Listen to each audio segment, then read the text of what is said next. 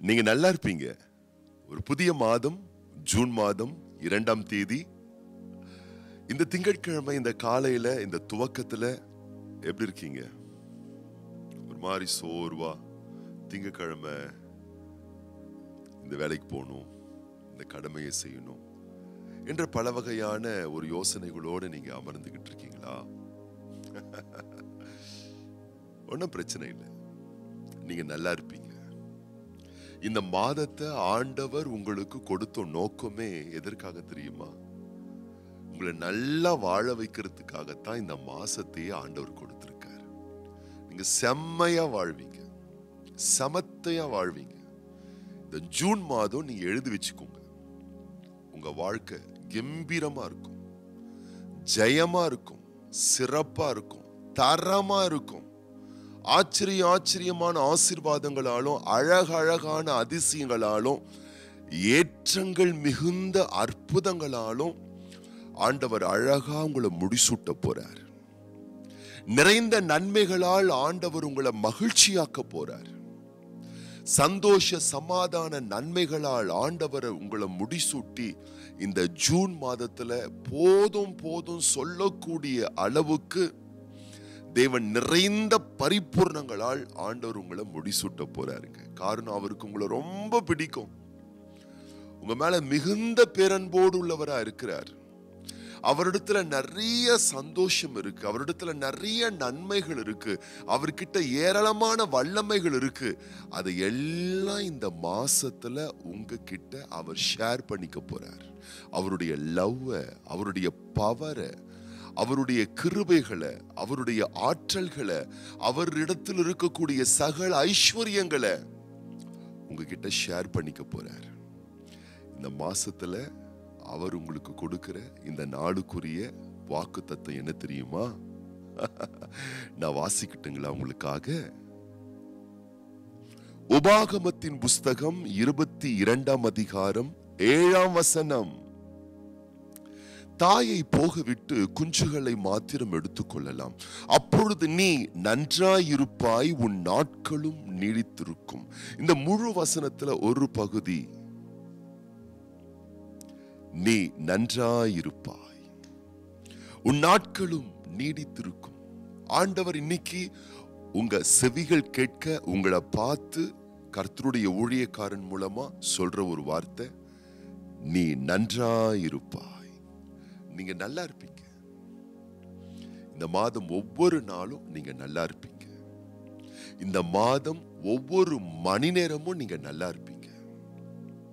இந்த மாதத்தில் இருக்கக்கூடிய ஒவ்வொரு நிமிஷமும் நீங்க நல்லா இருப்பீங்க. அதை பார்ப்பீங்க, அதை அனுபவிப்பீங்க. நல்ல கர்த்தர் உங்களுக்கு நலமான காரியங்களை வர நாட்கள்ல இந்த நாள்ல இருந்து அவர் நிறைவாக உங்களுக்கு செய்ய போறார். ஒருவேளை நீங்க சந்தோஷமா, நிறைவா, வளமா, நலமா வாழ்வதற்கு எதிரான 1000 பிரச்சனைகள் இருந்தாலும் நான் சொல்லட்டுமா, அந்த பிரச்சனையினுடைய வலிமைகள் மிகவும் குறைவானது. ஆனா உங்களை நல்லா வச்சுக்க கூடிய ஆண்டவருடைய வலிமை அபாரமானது, மகா பெரியது. வேதம் சொல்லுகிறது, பார்வோன் தன்னுடைய மிகுந்த பராக்கிரமத்தினால எகிப்திலிருந்து புறப்பட்ட இஸ்ரவேலர்களை மீண்டும் அடிமைத்தனப்படுத்துவதற்கு தன்னுடைய சேனைகளோடு மிகுந்த பராக்கிரமத்தோடு அவன் புறப்பட்டான்.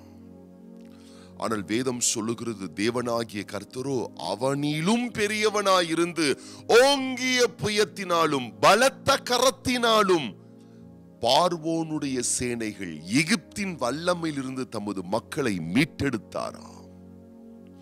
தேவனுடைய மீட்கும் கைகள் இன்னைக்கு உங்க வீட்டுல இருக்குங்க. தேவனுடைய காக்கும் கரங்கள் உங்க மேல இருக்குங்க. தேசமெங்கிலும் தீமைகள், தேசமெங்கிலும் அபாயங்கள், தேசமெங்கிலும் துக்கங்கள், தேசமெங்கிலும் வேதனைகள், தேசமெங்கிலும் யுத்தங்கள்.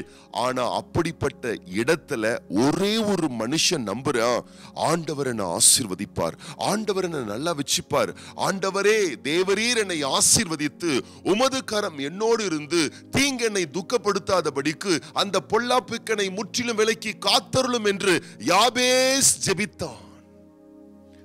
இன்னைக்கு உங்களால ஜெபிக்க முடியுமா? உங்களால நம்ப முடியுமா? 1000 தீமைகள் இருந்தாலும், 1000 எதிர்மறையான சூழ்நிலைகள் இருந்தாலும், 1000 எதிர்க்கக்கூடிய, நீங்க பெட்டராக முடியாத அளவுக்கு உங்களை அழுத்தக்கூடிய 1000 வருத்த நிலைகள் இருந்தாலும் உங்களால நம்ப முடியுதா? ஆண்டவர் என்ன ஆசீர்வாதம் பண்ணுவாரு, என்னை நல்லா வச்சுப்பாரு, நான் நல்லா இருப்பேன்னு யாபேஸ் நம்பினான், யாபேஸ் ஜெபித்தான், யாபேஸ் விசுவாசித்தான்.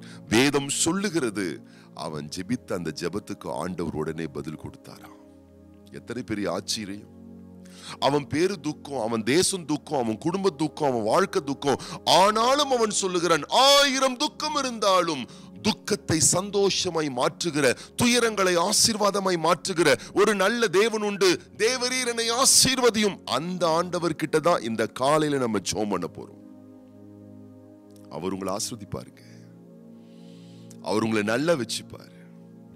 ஒவ்வொரு நாளும் அவருடைய நன்மைகளை நீங்க ருசி பார்க்க போறீங்க. ஒவ்வொரு நன்மைகளை நீங்க பெற்று அனுபவித்து மேன்மை அடைய போறீங்க. ஆண்டவர் அபாரமான நன்மைகளால் உங்களை முடிசூட்ட போறாருங்க.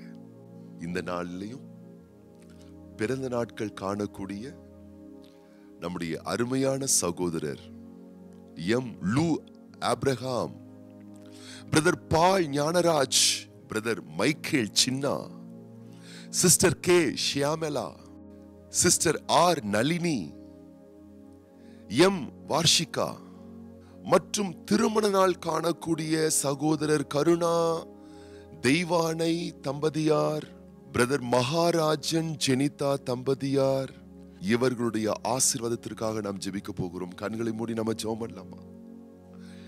பரலோக தேவனே, திருக்குமாரன் இயேசு கிறிஸ்துவின் நாமத்தினாலே சமூகத்தில் வருகின்றோம். இந்த ஜூன் மாதம் 2ஆம் தேதி இந்த திங்கட்கிழமை இந்த காலையிலே ஜெபித்துக் கொண்டிருக்கிற ஒவ்வொரு பிள்ளைகள் மேல் உம்முடைய ஆசீர்வாதம் இறங்குவதாக.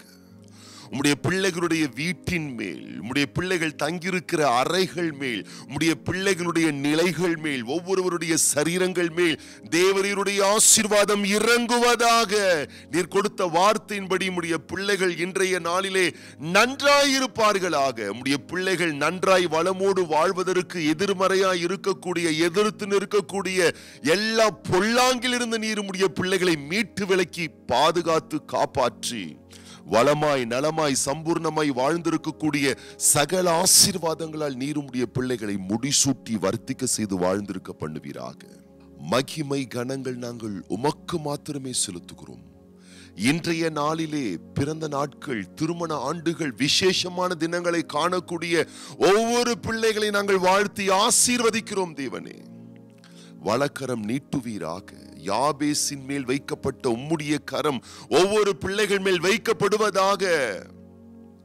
தீங்குமுடைய பிள்ளைகளை துக்கப்படுத்தாதபடிக்கு பொல்லாப்புகளுக்கு நீர் முற்றிலும் விலக்கி பாதுகாத்து ஆசீர்வதித்து ஆண்டுகளை, வருடங்களை, நாட்களை நன்மைகளால் முடிசூட்டி வர்த்திக்க செய்து வாழ்ந்திருக்க செய்திருள வேண்டுமென ஆசீர்வதித்து இயேசு கிறிஸ்துவின் ஆசீர்வதிக்கப்பட்ட நாமத்தினாலே ஜெபிக்கிறோம் எங்கள் நல்ல பிதாவே. ஆமேன், ஆமேன், ஆமேன். நீங்க இன்னைக்கு ரொம்ப நல்லா இருப்பீங்க. ஆண்டவர் உங்களை மிக ஆசீர்வாதமாய் நடத்துவார். நாளை காலை இதே நேரம் இதே வேளை மீண்டும் சந்திப்போம்.